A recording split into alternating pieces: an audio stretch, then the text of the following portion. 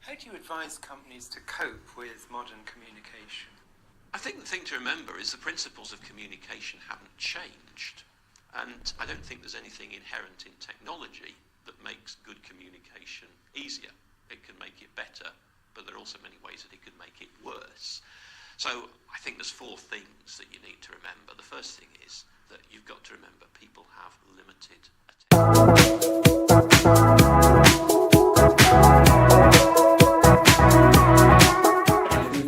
Before my IE, I still have to work on it because I chose design, so I need pretty much work, and I also have to do a material list based on what I chose.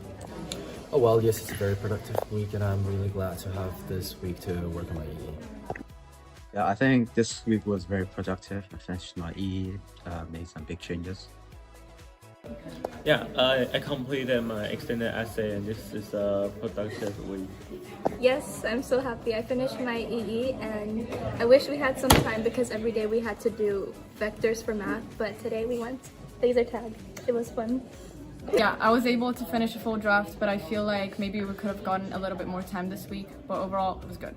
If we're going on a short trip, for example, only lasting about 2 or 3 days, not the full week, because I feel like while E is important, I feel like it's still quite important for us to go out there and feel how it's like to be the senior of the school and still be able to go on trips.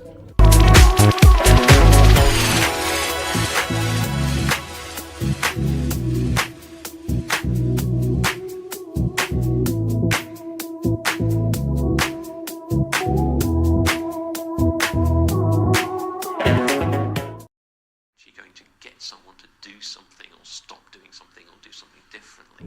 There's got to be some sort of emotional connection in it. And so if you think about all those 4 points, there's no obvious reason why technology would make any of those easier. There are certainly ways you can use it to make it easier. There's certainly ways you can use it to make it an awful lot worse. So I think that's what you've got to watch. The principles remain the same. The tools could help or could hinder.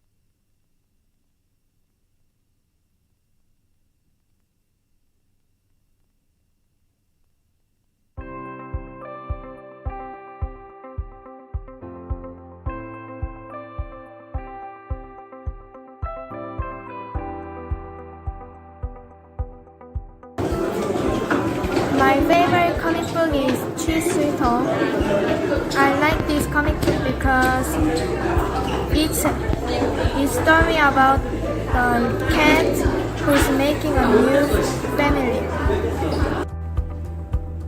What is your favorite comic book? Well, I really love comic books. Me and Miss Haynes both read a lot of comic books. I reckon at home we have like 1,000 maybe comic books. It's pretty crazy. I read like Spider-Man comic books, a lot of Marvel and DC. One of my top recommendations for kids would be a comic book called Nimona. There's also a Netflix movie as well. So yeah, Nimona, Nimona. What is your favorite comic book? Ooh, my favorite comic book is one called Giant Days. I really like it because it's very funny and it's a cute story.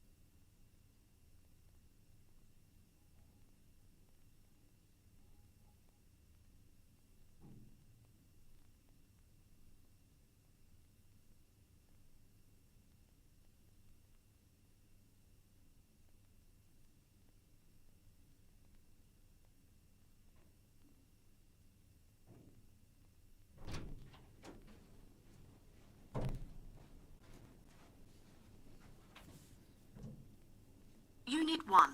Communication. Track 2. How do you advise companies to cope with modern communication? I think the thing to remember is the principles of communication haven't changed. And I don't think there's anything inherent in technology that makes good communication easier. It can make it better, but there are also many ways that it could make it worse. So I think there's 4 things that you need to remember. The first thing is that you've got to remember people have limited attention, if you like, limited bandwidth, which puts the onus on you as the communicator to think hard about what it is exactly you're trying to communicate and make sure that you get it down as succinctly as possible. Second point is recognise that communication is about meaning. It's not about dumping vast amounts of data on people and expecting them to deal with something. Now, I went to a presentation once and someone started off. He said, well, I've got 41 slides here, but I think I'll get through them all in 30 minutes.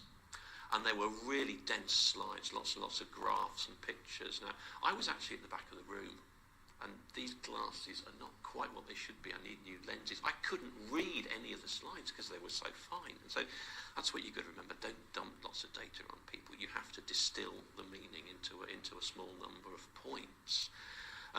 The third point about communication is it's just as much